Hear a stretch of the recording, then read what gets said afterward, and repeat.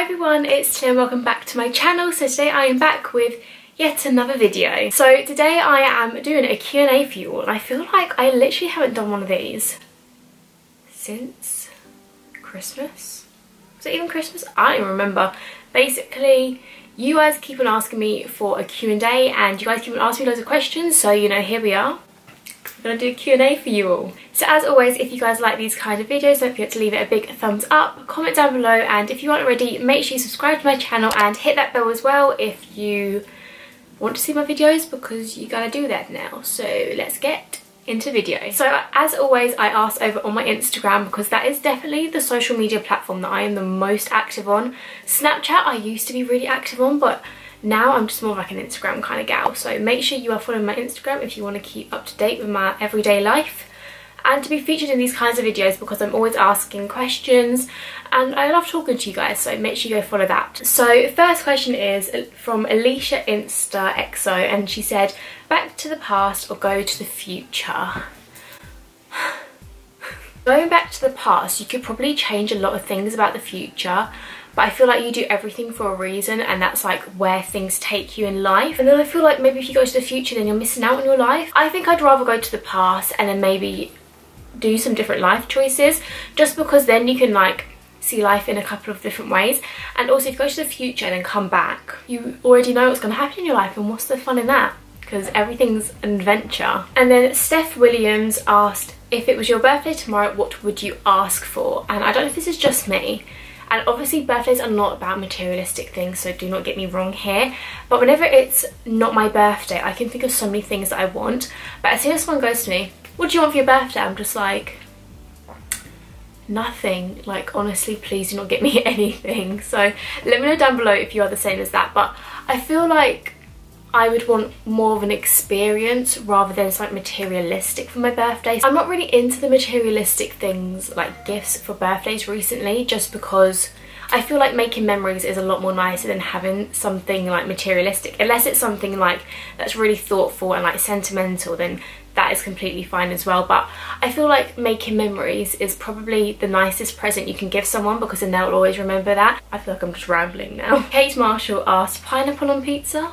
And I feel like I might lose a few subscribers from saying this, but yes, definitely 110% yes to pineapple on pizza. And it's one of those things where I am always, like literally always, a margarita kind of gal, or maybe like a chicken supreme kind of gal. And I was on a Domino's website once and I was like, you know, I really want to push the boat out, because I tend to do that quite often. I'd be like, you know what, I'm just gonna experiment. You know what, I'm gonna get pineapple on pizza, and since that day, I cannot go back. I honestly love it so much. I'm not too sure what it is about it, but it just goes. And if you haven't tried it and you're saying no to it, please just try it before you say no to it, because it is a great thing.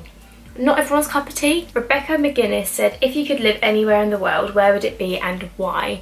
And I have said in a previous video actually that I would absolutely love to live in LA, or basically just anywhere in America. I've been to New York, Florida. I've been to Florida a couple of times. I've never actually been to LA though, but I honestly have just loved every single time that I've been there. Like, the people there are so friendly, especially compared to London, because people here literally just like look you up and down. I'm just like, okay. But yeah, I absolutely love to live in LA. As I said, I've never been before, so who knows, maybe I'll go there one day and be like, actually no, I really do not want to live there. But so far that is the main place that I want to live. Or I'd like to live in Vegas, because I love like the whole like showgirl thing, which is something I'd love to go into one day. I absolutely love the weather. Like in London, it's currently literally been like 34 degrees, which is a little bit too hot, but it's been so lovely. And now it's like raining again, and I'm just not about the rain life. Like, I need summer like 24/7. Apart from at Christmas, that's when it has to be cold. So I could always like live in LA for like 11 months out of the year, and then in December I will come back and have my snowy Christmas. George Hobson asked, when do you see yourself having children? I feel like I see myself having children at probably like 27, 27ish, around that time.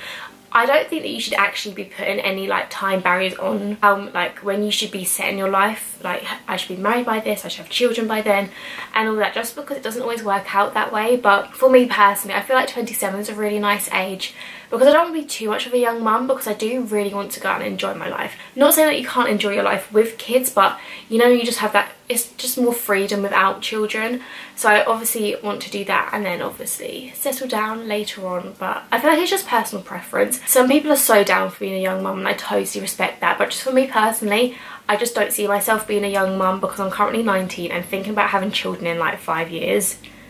Like, that's not gonna happen. I'm gonna say Maya XO. It might be Maya though, I'm not too sure. What made you start YouTube and were you scared? Love you. Love you too. What made me start YouTube was, I feel like I've said this a lot as well, I was at college, I was studying dance at the Brit School from 2015 to 2017, and I just kind of lost all motivation for pretty much anything in life, and that was out with any kind of warning. Like, nothing happened for me to feel like that. I just lost motivation for absolutely everything, and I decided for myself that I was going to take a gap year.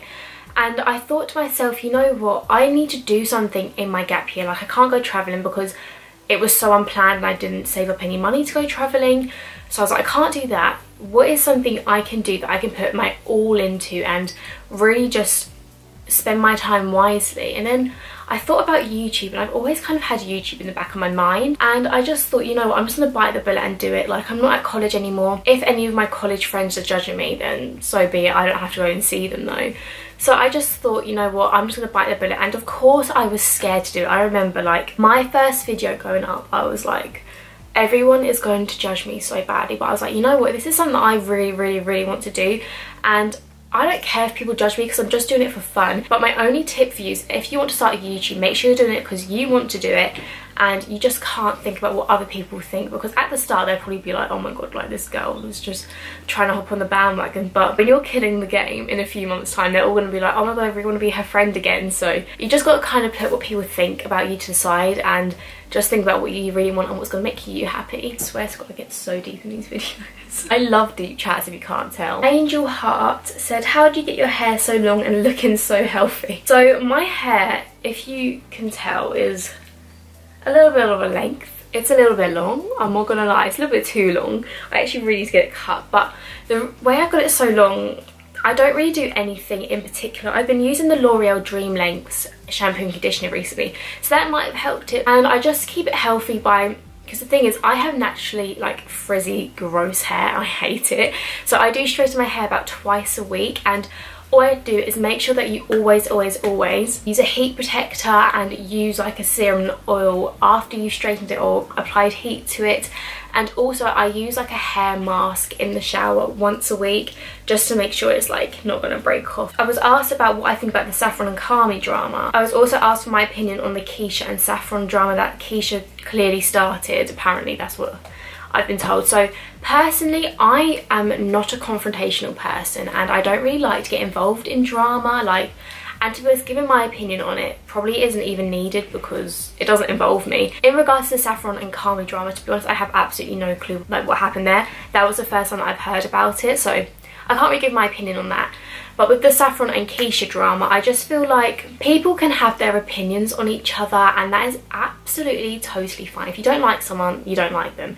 I don't believe that there was any need to like publicly say it, because if you're not hanging out with each other, then people clearly know you don't like each other, and it's just no one else's business really.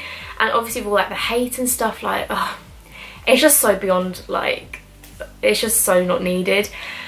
And I just feel like I personally haven't got anything bad to say about Carmi, Saffron or Keisha. I've never met any of them personally. I don't think that you should have an opinion on someone until you've met them and experienced them for yourself, because you're just going by what other people are saying. So personally, Saffron for me is a big inspiration. Like, I absolutely idolized her, like, but before I started YouTube, and like, she's one of the main reasons, if I'm totally honest, that I did start YouTube. So I have nothing bad to say about her, and I just feel like YouTuber drama is just there for, you know, like the clickbait and all the drama to get views. So personally, I want to stay out of it. That's my opinion, but obviously everyone else has their own opinion on it, which is absolutely fine. But personally for me, I always think you shouldn't judge someone until you have met them and you've actually had a proper conversation with them to see like how they actually are. And then Rebecca McGuinness asked again how to deal with F-boys, and my answer to that is you don't deal with them, you bin them. Like, honestly, if they're gonna mess you about,